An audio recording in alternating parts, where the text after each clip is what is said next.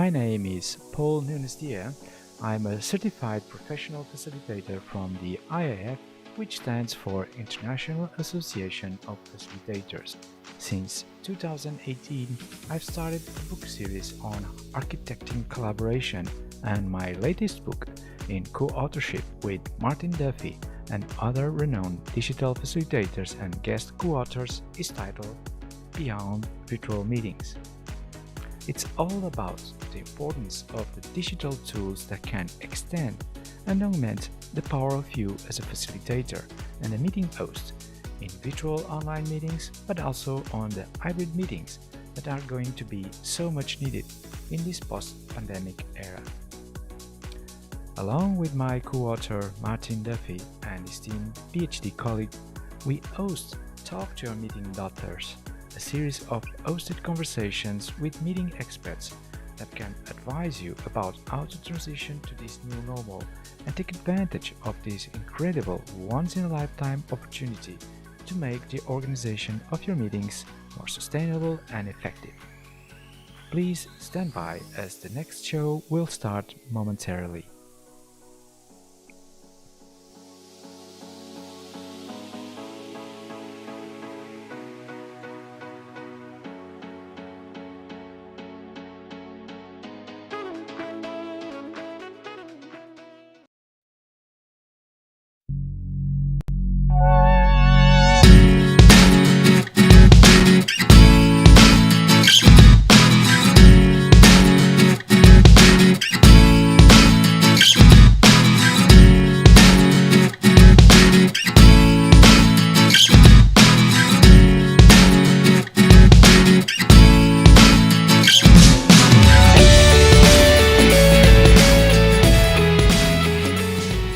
Hello, everybody, and welcome to this session recorded in the International Facilitation Week, and it's going to be broadcast live in a few days, so you're going to watch us in a recording. Thank you so much for following us. Thank you so much for watching. I'm also pleased to have with me a number of other meeting doctors. I'm going to introduce myself also as a meeting doctor, Paul Nunes-Dier. I'm the curator of Architecting Collaboration, a webstore where we feature renowned facilitators, meeting experts, like my co-host here today, Steve Bather, a person I know from a long time and probably the person that I most admire in the field of digital facilitation. In fact, I think he coined the term. Steve, over to you. Thank you, Paul. That was much better second time. Yes, Steve Bather. So I've been a professional facilitator for well over 30 years now. And yes, I have a specialism in trying to understand what I first saw when I started facilitating, which is this kind of frustrating inability for a group to actually surface all the ideas and then make good quality decisions that people felt psychologically bought into. Which is, I think, the fundamental nature and purpose of facilitation. So I set about learning around this skill and trying to practice my my ability. And I then discovered a digital facilitation platform, which in those days, in the early 90s, was referred to as group decision support systems. They were normally universities that were building this code, so it was very buggy. But when it worked, I saw some remarkable processes where people felt included, engaged, and the quality of the outcome, the breadth and depth of the discussion was just so much more than I'd managed to get, using the traditional techniques and even post-it notes and flip charts and everything else. So I sort of got into this. I felt that I needed to understand the technology that was emerging and the number of different things. So I've kind of specialized in that, but I do consider myself a traditional facilitator. I MC and host events. My kind of key skills around designing and suggesting and managing the client's expectations about what can be achieved in sort of a 1 hour workshop or a 3-day conference is what I bring to that process. And I focus on trying to get people to minimize the amount of talk, present, I kind of have a few principles where I suggest that people speak for 6, 9, 12, or 14 minutes.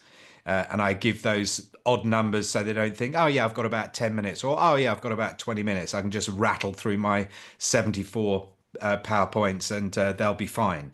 So I try and get people right in that moment to kind of focus on, so what can we achieve and what's in it for me? What's in it for the audience? What do the audience need from my presentation? Thank you So so much, Steve.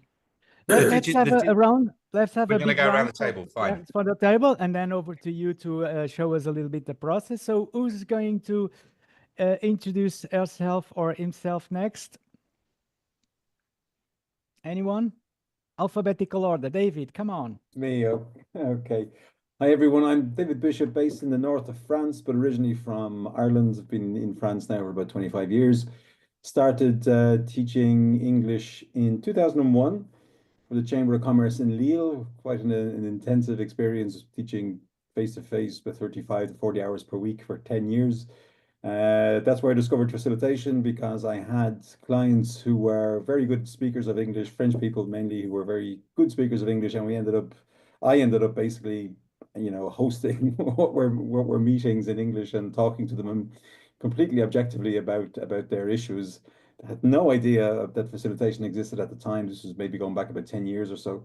And then for about a period of 9 months, I was wondering what the hell this posture was that I had slipped into, until one day a friend of mine, it was a really kind of existentialist thing, I said something's going on which I'm not aware of, because I had one client, just to give you one example, I had one client who asked me to come to Paris with her to help her with a meeting. She was a European HR director. She was managing this meeting with all the European national directors. I have no training in human resources. And I said, what am I going to do there? And she said, just do that thing you do. And and that was that thing I was doing. I didn't know what it was. Came back to that, I did the day, felt completely useless, just walking around talking to people. The only thing we had in common was a shirt and tie. And when I came back the next week, it just kind of, that was kind of rubbing salt into the wound as regard this thing. I said to her, I felt completely useless. And she said, David, if you hadn't been there, the meeting would never have worked. So it took me a while. So facilitation works. I know it does. And I've been independent now for about 10 years or so. And my speciality when I launched my company was to specialize high stakes meetings in English. But I just, most any work I get is in French, quite oddly enough. But so it's a complete and absolute belief in the power of facilitation, and happy to be here. Yeah. Thank you so much, David. Now following alphabetical order, or we may disrupt that. Giles, are you ready? Yep. Hi, everybody. Can you hear me okay? Yep. Okay, so yeah, my name's Giles Hindle. I'm an academic at the University of Hull in the Centre for Systems Studies. So I think I met Paul because we both studied soft systems methodology at Lancaster. I went on to do a PhD with Mike Jackson at the University of Hull. I'm an analyst really by background, but I became interested in the softer end of operational research, where there were some interesting academics, Peter Checkland at Lancaster, Colin Eden at Strathclyde, John Friend, who was a freelance practitioner. So yeah, I specialize in what we call problem structuring methods, which are basically facilitated approaches to problem solving and creating strategy. And I have a PhD student now who's a managing director of a consulting firm in England, who's working with me on how to use digital tools to facilitate meetings, especially initial client meetings we're focusing on at the moment, but generally around problem structuring, problem solving, making strategy. Fantastic, Giles. So you are going to put your hands today on a digital platform for solving complex problems, right, Steve? We'll get there in a minute, but next is going to be alphabetically. No, Rachel. We'll go back to school and practice the alphabet. Yeah, I know. Yeah. I think the alphabet, I have a mnemonic, but it's in my mind in Portuguese, not in English. There we go. No, I'm really honored to be here today with all of you. You're some very cool people, and I'm really happy to get to know you and to be part of this network organized by Paul. For me, I resonated with a lot of what was said already in terms of where I got my start and why I do what I do. So for me, I similarly had a lot of experiences in meetings and gatherings and public participation processes that weren't really that participatory or inclusive or weren't really getting us to where we needed to be. And so I was pretty young. I'm not going to give away my age, but it was back in 2009, and I was young. And I got called in to facilitate a train the trainer, and I literally only had 2 weeks of training, and it was going into a really high conflict, high tension environment, working around a very controversial topic, and seeing what happened in those 5 days really just hooked me in, and I haven't let it go since. And so facilitation has been a common thread throughout this period, but I also work in consulting, in systems change, and I moved from many years working mostly in the sector of nonprofits, of the third sector, of the public sector, bringing together these multi-stakeholder engagements for change at the local, provincial, national level. And I come from Canada, and that's where I did most of that work. But I recently moved to Italy, and I've shifted my focus more into the private sector. So working and bringing those skills of complex change into the field of emerging technology, innovation, organizational design, transformation. I draw pretty heavily on living systems theory, on socio-technical approaches, but what I really bring that's different than that is more of a care-centered, power-aware, regenerative approach to that work, whether it's in reorganizing a process of production, of manufacturing production, or integrating AI agents from a socio-technical perspective into a company. So for me, facilitation is really, I liked what you said, David, about do that thing you do. And for me, it's really this core message of this is what I love to do. I love to see what emerges in a group when you really empower the people who are in it, you empower their relations with each other and with the whole, and you help them really take over the process of change.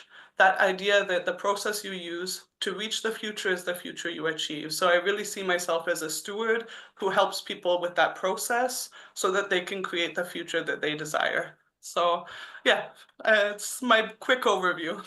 Go ahead, Thank Sarah. you so much, Rachel. But she forgot to say she's an expert on AI. She understands quite a lot on AI. So if you have any doubts or questions on AI and facilitation, go and get Rachel on your phone. For sure. Sarah, over to you. Thank you, everyone. My name's Sarah, and it's a tough thing to say what you do, right? Like about facilitation. If you're sitting in a circle at a birthday, people just want to know, like, what do you do exactly? Do you sell clothes? So for me, facilitation is about making things easy, but the underlying current is making it easy for whom? So what is the main narrative here? Is it the client want to push something, or is it about involving the stakeholders? And it's funny, Steve, what you told about the group decision room. I remember back in my days as a civil servant of this young, bright person, like, okay, this is the policy, but somehow seeing there's friction in the interaction with the stakeholders. And for me, it's almost like buying a house. You can have the elements like the gray lighting, the structure, but there's something like the je ne sais quoi. And that is something I do. So as a solo entrepreneur, I really craft spaces for people to reconnect, reimagine, and reshape a better future together. And that goes across different sectors. So from grassroots organizations to philanthropy to government organizations. And eventually it's about bringing people together and really to work on the relationships. Because I think when people work together, the relationship, it's like the foundation. You can have the words, you can have the policy document, you can have a lot of things, but in order to make things happen, there's that magic between people. So my clients are mostly people who really believe in the added value of slowing down and finding a bigger purpose. People also approach me when there is erosion in the trust, when there is a conflict, and not just mediation, but really the conflict transformation. What is this polarization saying about us and the field? And what is the thing that we're not seeing? And how can we work on that? So, yeah, I think I've been a community organizer, a consultant, a civil servant, and my experience really grounded on the other side, like how are people engaging with this and what are some hidden voices in the room and how can we bring them as tangible output and really work with it. That's me. Thank you for listening. That's amazing, Sarah. Great. So, Katie, welcome to this event. We have just witnessed the presentation of the meeting doctors. As you probably know, the reason why we are here is also to launch officially the architecting collaboration store. So the ones you see in the Zoom with the icon are the meeting doctors. They have just introduced themselves. And now over to you, Katie, participants, our key person in the room. Thank you for taking the time to join. And I'm wondering, would you like to introduce yourself or just stay observant? Oh, thank you so much. I mentioned in the chat that I can stay for a few minutes. My kids have the day off today, so I'm spending my day with them. And I thought I was able to find a few minutes to pop in. I really keen to join the conversation. So my apologies for having to hop off very soon. My name is Katie. I'm located in the Toronto area in Canada. And I think on the topic of collaboration, that's been a theme for me throughout my career. I've had experience in different sectors, so financial, consumer packaged goods, technology, pharmaceutical, retail. And the roles that I've played in those organizations, I think collaboration has been very key. Facilitation, partnership, and partnering with a joint purpose, I would say. And in terms of my experience, it's been in professional coaching, change management, organizational development, talent, and leadership development. So that's my current career. And prior to that, I had a first career, I guess you can say, in marketing and business development, consumer insights. So more on the sales and marketing side. And now as I've jumped over to HR and change management, and collaboration's been a common thread, regardless of sector and roles.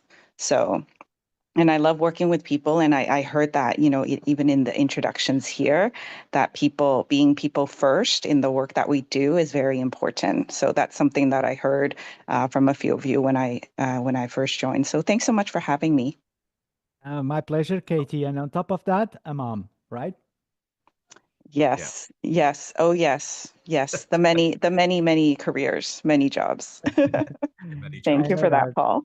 I have 4 kids my own, and I know my companion, my wife, Grace, is also a full-time job to be a mother sometimes on top of everything else. Okay, Steve, over to you. I think I trust you co-host as taking the decision to lead us from now on. Where is that okay? Well, with your permission, yeah, I wanted to just pose a couple of questions towards the end of International Association Facilitators Facilitation Week, which has been very exciting, and just pose the question for a discussion really about what is the potential for us as facilitators going into this new world. Then I thought about the time frame and thought, traditionally you think, strategically, well, I think 25 years ago, we thought about 15, 20 years was sort of the strategic time frame.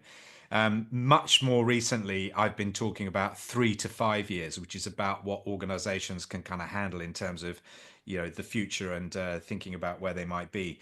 I think for us, and certainly most of you are kind of, practicing facilitation, working with clients, perhaps 18 months to 2 years is the sort of time frame we should consider in. So I just want to check before I go any further that you can see the forum because, yeah, thank you, David. The forum is where we're going to capture thoughts and document, as well as this verbal discussion we're going to have this afternoon. I didn't really know about the size of the group, but this is perfect. And I want to show you a couple of kind of emerging technologies that are going to happen in the background as well. So I've got 6 of you in there at the moment. So I think there's 1 or 2 who haven't yet made it. So just click the link, please, the HTTP link in the chat here on Zoom, and it will open a web browser page, your default web browser, and it will ask you to join the session.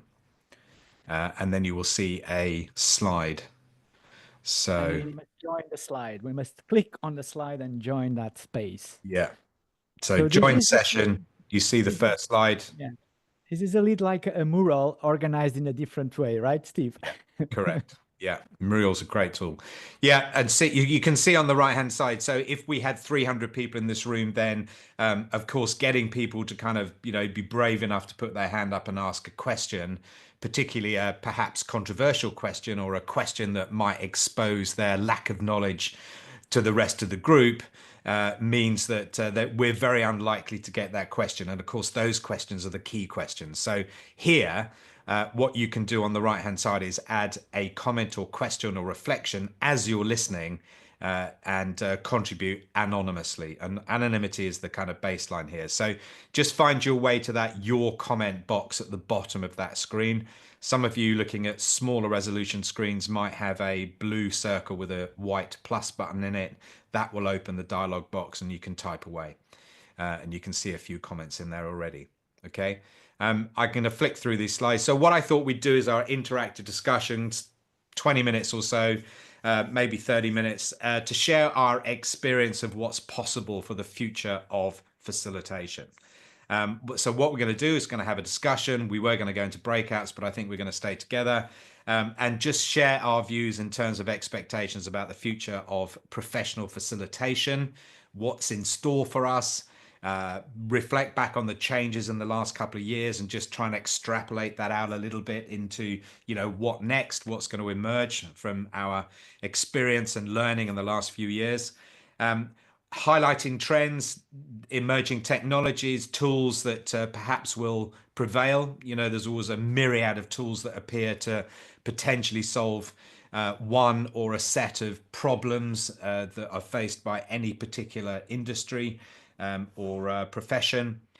What might kind of emerge at the top? How do things float to the surface? Well, you know, how did Zoom come along? Do you remember Zoom? Nobody had heard of it before the pandemic, and then suddenly it was part of our international lexicon.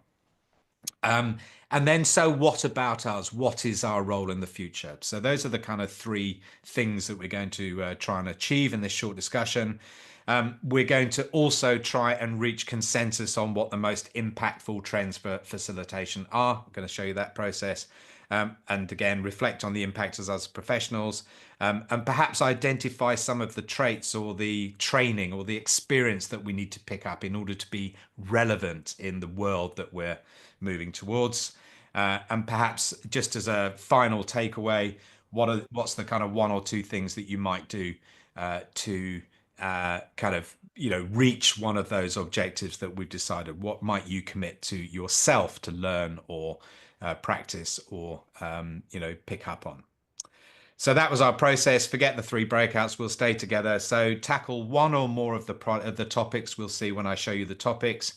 One of the opportunities here, the screen will change in a minute when we move into this discussion, but I've selected 3 prompts. We can take them in any order. We can spend 5 or 6 minutes on each of them sequentially, or we might find that we're more interested and therefore gravitate towards one of those 3 discussion prompts, and I'll show you those in a moment. What I find useful about this tool, particularly when you've got a lot of people in the room, is that those who are listening to the others making a point can capture what they're hearing, and it kind of enhances the way that you listen to somebody. It's also completely appropriate for anybody to type in at any time a new thought or a triggered thought or a reflection. Quite often in meetings, we miss nuanced perspectives because the person missed their moment to contribute, or they missed the gap in the discussion to kind of say, oh, can I just share a new idea that's just popped into my head? It's quite difficult to interject at that. And we all know that people have little voices in their head the whole time saying, oh, no, I won't say that because A, B, C. So we're going to practice that. And we're also going to try and sort of reach a consensus so that we have kind of an outcome and a set of deliverables perhaps from this session. So let me just take us straight into that, unless anybody's got any questions about the... I can draw you all into this now. So we are going to stay all in the same main room, Steve. Yeah. Yeah. And by the way, just as you reminded me about the fact that to capture ideas that are not listed, maybe if we have the chance, I would love to talk about the process of client engagement. Or is this somewhere already subsumed in your topics? Because client engagement is also something that concerns me in terms of the professional facilitation. Yeah, yeah, and I think I said in my my opening, you know, the opportunity to you know, give people the opportunity to say what they think is the fundamental foundation to the group making good quality decisions. If you don't hear all the perspectives and ideas and voices and objections and concerns in the room, you're not reaching a good quality outcome. And you know, consensus is really important. Not everybody has to agree wholeheartedly with the decision you're making, but there has to be that routine of going through the process to make sure that everybody understands that the decision is based on the best available information and what people think is going to lead to the solution. You know, consensus is something that is people are willing to align to, and therefore, you know, join and enthusiastically deliver on. This psychological buy-in to the outcome is effectively the thing that motivates people or doesn't motivate people to actually achieve what they've decided. So the first prompt. I'm going to add it on our role section, if that's okay. Fine, perfect. So you can see the three topics on the left-hand side. I'm very happy to start where we want. My prompts were the first one: please share your views and expectations for the future of professional facilitation. This was going to be done in different groups with 4 or 5 people in each group, and then we were going to collect the ideas from each of the groups here. So just have a go. Put your hand up, talk, come off mute, or type, or both into the tool, and you can see your idea here is where you add it at the bottom. And Paul, I think you added into as a comment. I'll just promote that so people can see that. Oh, Katie, you've done that there. Thank you. So Katie's contributing. You can comment on existing comments as well, but let's just keep it at this level. So what are your ideas? What are your views and expectations for the future of professional facilitation? I'm really curious, Katie, what you mean by that learning with and from AI. It's really aligned with some of my thinking right now, but I'd love to hear your interpretation of it. In terms of learning from AI. So not just learning, but AI co-facilitators and co-thinkers. Yeah. What does an AI co-facilitator look like? So, well, what we've been playing around with for the last 2 years, 18 months is integrating AI at all stages of the event, whether that's in the kind of the pre-planning design phase, you know, the planning phase to kind of, you know, ensure that you're meeting the objectives and asking good quality questions in ChatGPT or whatever. And then during the event, you're producing a lot of information. We're capturing it on video or through the tools like these. We're converging outcomes. We're making sense of things, and we're prioritizing things. And then we're using AI to process those outcomes and summarize them or produce an exec summary. One of the real frustrations in my entire 30 years of facilitation is that sense at the end of, say, a 3-day conference that's taken 6 months to organize, is that people kind of, you know, say goodbye and then leave, and there's very little follow-up. So I insist on a follow-up phase, which I, call the ramp down, where we meet certainly immediately after the end with the planning team, but then within 10 days with the full team of stakeholders, and we analyze what the outcomes are and what we do with those. And that's moved into us developing the concept of a community of practice. So the platform we use to host the event, whether it's in person or online, it's always got a platform. It then converts to this community of practice where we follow the activities that people have agreed to. People work on the platform rather than emailing people. And they collectively and collaboratively work through the outcomes and activities and build programs and projects that then show there's a legacy from that event. And I think AI has a huge role to play in that, to make it simpler for people, because people don't have the time they think they need to do it properly. And I think AI can help with that. David? Yeah. Questions, but yeah, I want to hear from David. Small comment. I don't think I'm saying the same thing as everybody else, because I'm hearing about Katie's chat or comment or something, and I don't see anything about AI anywhere. Sorry, Yeah. did you Okay. see it orally or did you write it Leave the down? presentation, David. Leave the presentation and go back to the other screen. You have to. I think Because I'm on slide 4. And then try navigate. that. Yeah, Okay, leave the fine. navigation. Now. All right, that's new for me. Okay. Okay, fine. Sorry. What do we do with this? I'm sorry. I was looking at the other slide, wondering what I was supposed to be doing exactly. I was trying to draw everybody. I should have actually pulled people into this so that you're now all looking at the same thing. So we've got the 3 topics. If you click on either of those folders, David, you can see the prompt at the top. All right. And then you can see the contributions that people are making.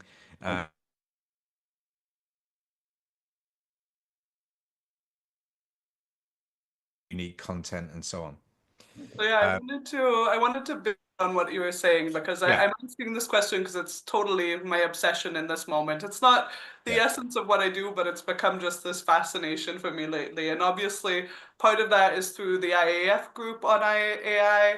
Another part is here in Italy. We just had our annual facilitation conference, and it was literally on the theme of AI and facilitation and what that looks like going into the future. And then I'm now co-organizing bringing back the online facilitation unconference, with this year's theme being on AI and facilitation. So I'm seeing these conversations happen.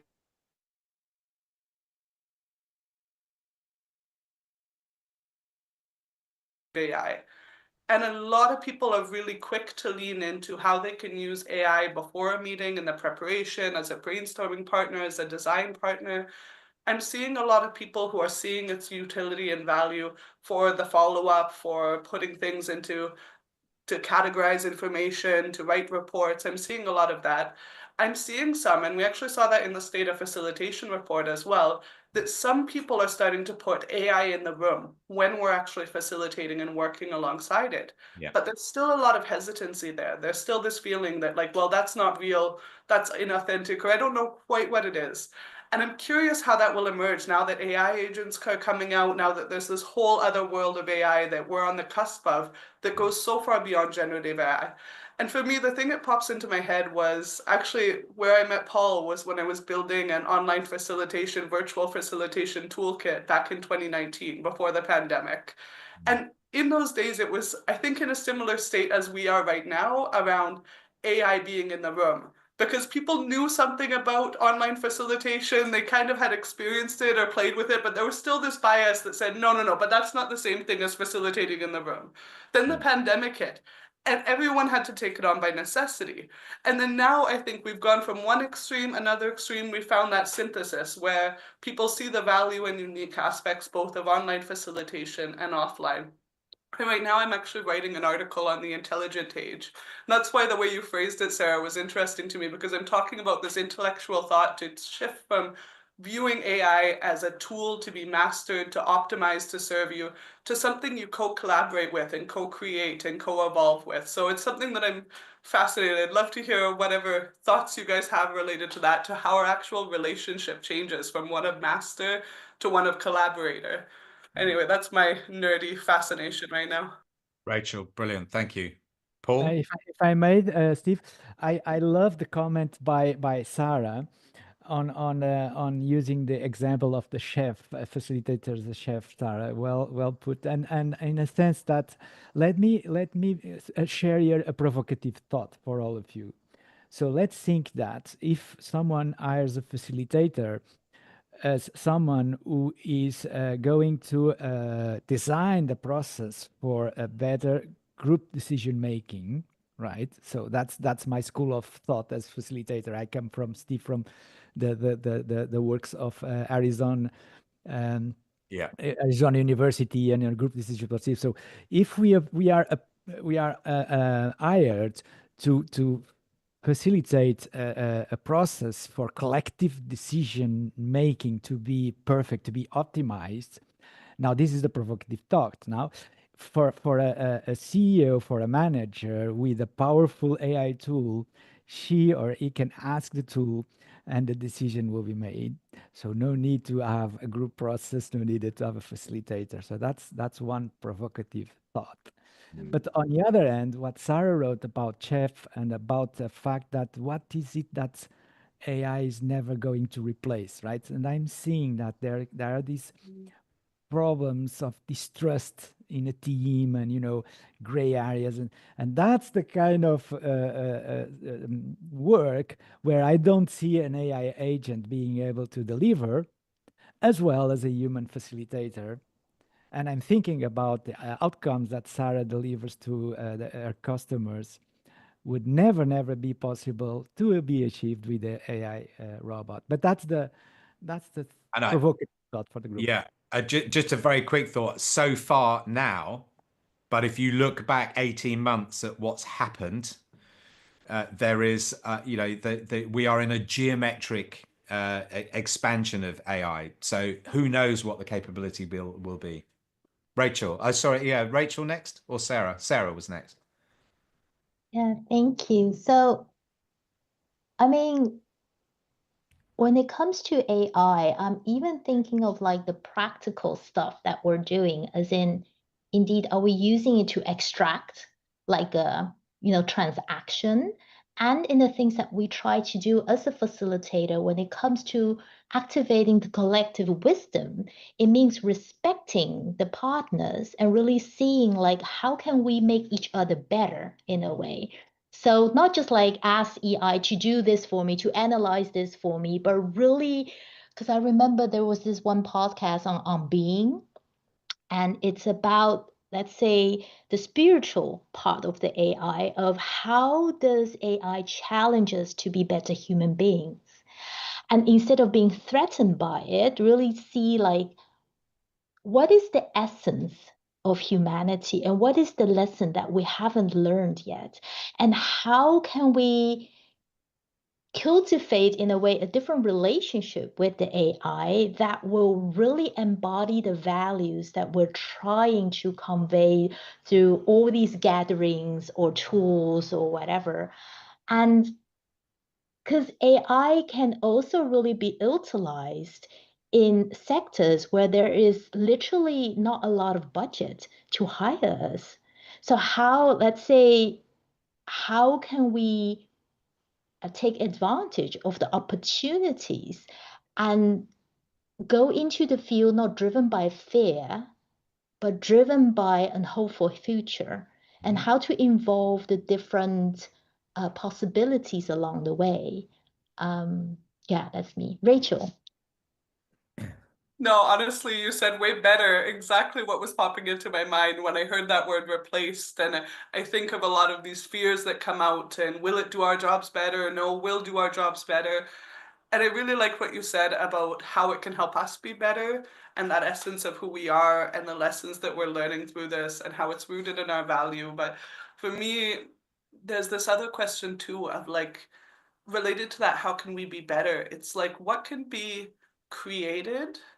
What can happen? What can be potentiated in the world if we go beyond just human capacity, beyond just technological capacity, and really look at when the two collaborate and work together, what's that greater thing that could be created? And so I don't think it's a question if we think about the future of facilitation is the future of facilitation AI agents or cobots facilitating a room or humans who do it better than, it's like when the two work together, a whole new world of facilitation can be born that we can't even begin to imagine if we're still viewing it as one or the other. So I think that's my interest, is like, not that I don't think we're going to be replaced. I think that there was even a title of an article, augmented, not replaced.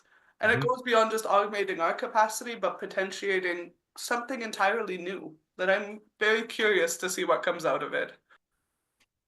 I love it. I agree with you both, and I think this is not the first challenge that I've had in my 30-year career where there is a new technology or a new approach that will fundamentally change and negate the need for a certain profession or a type of person or whatever. Okay, if we were lawyers, I think we'd be much more worried about AI because it literally can replace them, just overnight. But I think so we continually get ourselves as the human species into a position where we've invented something that could have a radical shift in our productivity. And it actually loads us with more to do or more complexity, or doesn't quite give us the fundamental benefits that we were sold. And I think, as you've both said, Sarah, particularly, we need to take hold of AI within our profession and make it work for us. So by way of example, two things. One is, have you noticed that people are now sending their AI note taker to meetings instead of turning up themselves? Now, it may be a mistake. They may not be able to make the meeting, and then sort of, they've declined, but their AI bot is still, getting thrown into the meeting because it's automatically attached to their Zoom profile or whatever.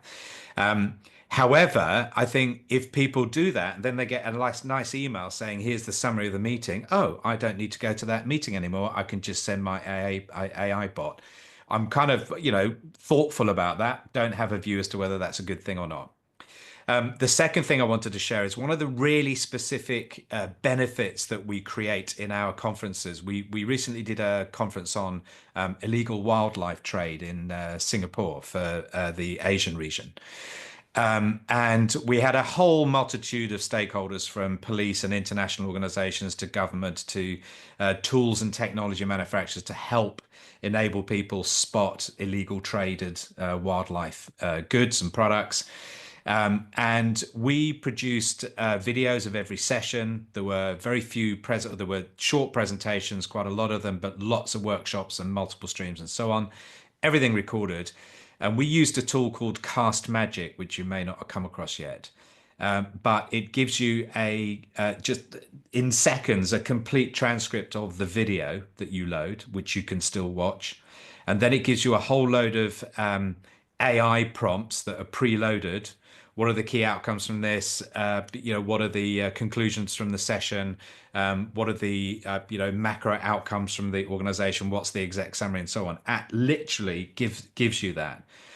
And then secondly, you can interrogate it. So from your perspective, you can ask it, how often was my tool mentioned in the discussion, and where are the possible opportunities for collaborating with people, from now? Click, and you've suddenly got your interpretation and your augmented sense of what was discussed at the conference. It's an incredibly powerful tool, and we're really, really early days. So I'm quite excited to see what else is going to happen.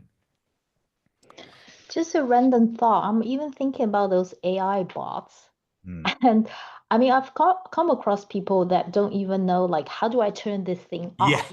Yes, So it's almost like I'm thinking of a funny story that someone shared to me once, like their kid was cleaning the kitchen, did not do it properly, and they was like, okay, you need to clean it with a cloth. But the child was like, what do I do with the cloth? So when you send your AI bots to the meetings and you get these summaries, do you even know how to engage with the content? So in a way, I think there's this Instagram thing, like, I don't want AI to take my job. I want AI to wash my clothes, to do all the chores so I can make art. So I think the role of a facilitator is like the sense making of it, the not just spotting patterns from the data, but like naming the things that are sensory based in a way. That's not just in the words, it's in, I can say something to you, but my eyes are saying something else. Yeah. Or I can engage with you, but my body is doing something else. And these wisdoms are actually the things that we need as well on this planet. So it's not just the data, it's not just the words, it's not just the transcript, but it is, how do we show up in this space as a whole human being?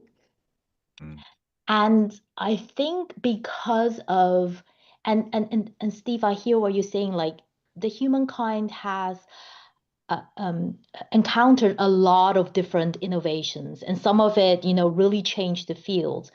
But we're being challenged in over and over again of what does it mean to leave a legacy, to leave a planet for the future generations, and what are the things we need to do better.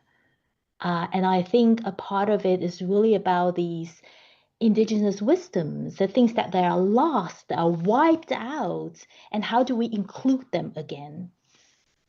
Absolutely. Yes, it's a great point. Without getting into the completely hidden element of how much power it's taking to drive these AI engines, and we're accelerating climate change by using AI. Well, but it triggers. Sorry, no, go ahead. No, Rachel. I was trying to bring David to the conversation and Giles because they're quite quiet, and especially David, your view on just because you were in the meeting, you produced value without even knowing, and what's the secret there?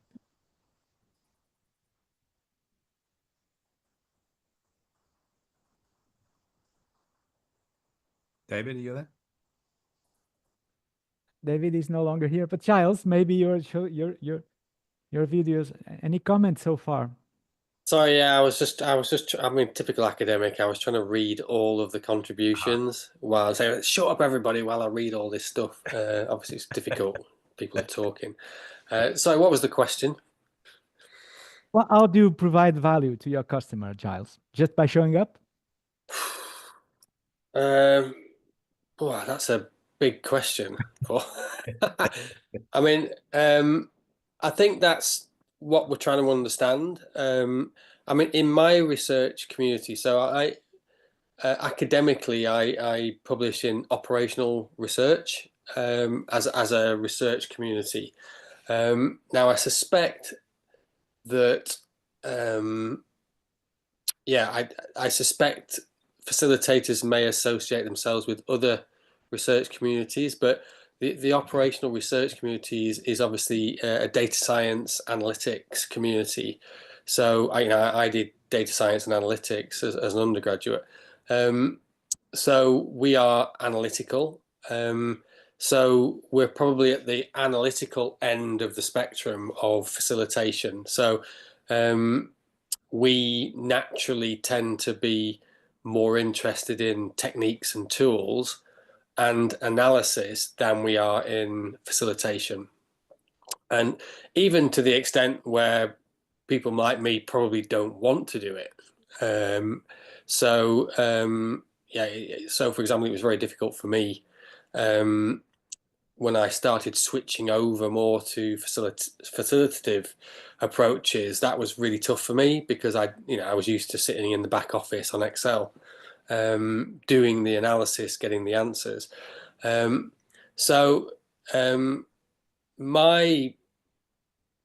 Generally speaking, I would be looking to provide value through analysis. So I'm more interested. I mean, this is personally, I'm not trying to say this is the right way to do it at all. But personally, I'm very, as a systems thinker and an analyst, I'm very interested to support the analytical process. So most of the managers that I speak are, and I've taught MBA for 30 years. Most of the managers that I interact with and work with, they are facing very complex situations which they can't understand. And the tools that I am interested in, the soft systems thinking and systems thinking, are tools which can help to understand those complex situations. So that's where I would be wanting to add value. I'm not particularly, I've facilitated stuff, but I wouldn't see myself as a pure facilitator. I would see myself as an analyst who can also run facilitated sessions where I need participant data or where people need to do it together. And I've run lots of sessions like that. So I'm at the analytical end, I would say. But I'm not at all, sorry, I'm not at all convinced that that's that useful. Having said that, it's unclear. That's certainly part of my research, is saying, do managers actually care about understanding what's going on? Sorry, Steve. No, I was just saying that, and the importance of being there whilst that data is being analysed, or created, or discussed, or prioritised, is a huge amount of value to you in the subsequent data analysis you need. It's quite, I imagine, it's quite hard to do that degree of analysis when you weren't actually there to kind of see and feel how people came up with the ideas and perspectives that they captured. Absolutely. And welcome, Darpan. We are using a tool. Maybe you would like to check out the tool, Steve, if you share then. I think we're sort of coming to the end. I do have to leave at the top of the hour, so yes. Yeah, but so just let me say a couple of things. So Giles, appreciate that reading and contributing is kind of difficult, but what we're doing here, and one of the main things that this kind of tool gives me, is this kind of dialogue and record of the meeting. It's a kind of self-documenting record, and everybody can nuance what they want to say, independent of anybody else. So you're not being influenced by somebody note-taking on your behalf or whatever. And you can react to other people, you can argue and so on. There's a sticky dot process here, which I've just put on, which is, I've given you 3 green sticky dots, which you can allocate to perhaps the best ideas, which was one of the processes that we're going through. But to reveal what's been going on, and thank you, this is one of the first times I've used this. I have been doing this with an AI-generated brainstorm tool as well. So integral to this tool now, you can see that and I've just labeled it so that you can show the ideas that were generated by ChatGPT, which is being monitoring our conversation and our discussion and adding. And I made the setting that every 3 contributions we made, ChatGPT would add 1 more. And I've defined the type of AI agent that has been included. So it is an expert in facilitation. It does understand the language of planning and designing events to meet objectives and so on. So I've been able to kind of define that, a specialist, which is our AI generator, and you'll see that. And I'll circulate this report afterwards, but basically it's taking our ideas and it's also, using its generative AI capability to come up with different ideas. It's like a participant among us. Absolutely, it's an AI participant which I can turn off and on at any time. And in the pre-work, I've defined what nature, what type of participant that is. I like her ideas. I like her ideas a lot. Aha. Yeah, and you can see she's added into various places. Are we personifying them as a female? I don't know. They're probably a they, aren't they? I would love ChatGPT to be a lady. Chat. Just indulge me and just pick up the 3 sticky dots. You can click. I've given you 3. I could have given you 10. Just what are the most kind of resonating comments from that? The most impactful comments that you've heard and that have been captured this afternoon. You can click and drag the sticky dots, click, hold and drag. And while you guys are voting, I'm just gonna say my goodbyes. As I said, I have a scheduling error, so I'm gonna leave you, but I can't wait to see the recording and have many more beautiful conversations with all of you. Nice to see you, Rachel. Thank you. Bye. Bye. So the votes, I don't see the voting to. So at the top, it says underneath from dialogue to impact, there is a green sticky dot with 3 on it, and it says most impactful next to it. You see that? I'm coming back to the session now. Okay, you got it. Yeah. Got it. And welcome, Darpan. How are you today? We've just been playing around with this online tool, which I think you've managed to find. If you click the link in the chat, and yeah, just we're just kind of coming to a close, but yeah, we've got the ability. We had a discussion about what the future trends were and what our role as facilitators are in that new world. So we've come to that, and I'll create a quick Word document of this online forum, and you'll all be able to see that. Where are you from, Darpan?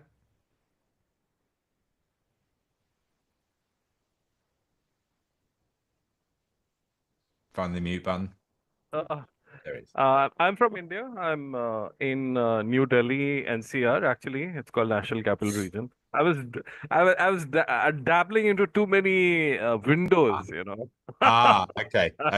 Trying to unmute this, then go to that application which you shared, and then try to write to Sarah, who returned to me, and so yeah, Okay. that's where I'm from. It's quite late where you are right now, Darpan, right? Or is it 10 in the evening? No, it's 8:30 p.m. right now, 20:30 100 hours. Yeah. Okay. And the I recently worked in Kochi and ran a conference there in southern India, and the 5.5 hour time difference blew my mind because we had online participants on European and US time, and I found my brain just could not cope with it, in addition to all the stuff I was trying to do when facilitating the conference. But please, what is that about? 5.5 hours. Yeah, That makes India unique in the world, right? Yes. It's unique time zone. Yeah. But I think if COVID was, you know, my, what do you call it? Baptism by fire of as far as the time is concerned, because somebody was logging in from India, somebody was logging in from Australia, somebody is logging from Brazil, and you're like, is there a time where the latitude and longitude is intersecting? And it was very interesting to note that how time plays a role in our lives, you know. You know, so I think the night and the day, you know, what is convenient for you and what is convenient for me. Those were very interesting times. I still remember. Yeah, but the time zone problem is not a problem, Steve, if you're in India. No, of course not. Of course not. Yeah. No, I thoroughly respect it, and yeah, we you know, it just took, you know, it took me all the time I was in India to get used to the time difference, and then, you know, you get it. So can I just say that thank you for your votes. I've retained the priorities within the folders. I could also do it across all the folders, but it appears that Sarah's comment around facilitating is like having chefs. Some will be home cooked, some will be trained by an institute. Is a good reflection that people that landed with people. Thank you for that. On the trends one, we didn't get a clear winner, but the rise of virtual reality spaces was mentioned. That was a ChatGPT idea. Facilitators will increasingly harness the power of AI analytics to tailor experience of real time, offering personalized engagement opportunities for each participant. We kind of got a little bit closer to that, hopefully today in our very short session. And in the hour role, facilitators will play a crucial role in creating and integrating diverse technologies into cohesive event experiences. I can already tell that that's a ChatGPT contribution. Yeah, but it's a some motivating one, Yeah. Steve. It's a motivating one. We are going to be needed. That's the Yeah. final. Absolutely. We're still here and we just have to adapt and make sure. But listen, thanks everybody for indulging me and having a little play this afternoon. Great to meet you all, and I'll hand you back to Paul. Thank you so much, Steve. A round of applause, if I may ask, for my co-host and the time and effort he has spent in this, obviously. Thank you all participants, dear meeting doctors that have joined me in this session. Thank you, participants, including last minute Darpan. It's great to have you here from India. It's amazing to have a global audience. And looking forward to see you on next events that we are going to organize in the Architecting Collaboration Platform. It's an architecting collaboration platform that offers you top expertise, as you just seen from the conversations we offered. Thank you so much, everyone. Thank you, Thanks, Paul. everybody. Enjoy the Nice to meet you. weekend. Bye. Bye for now. Bye.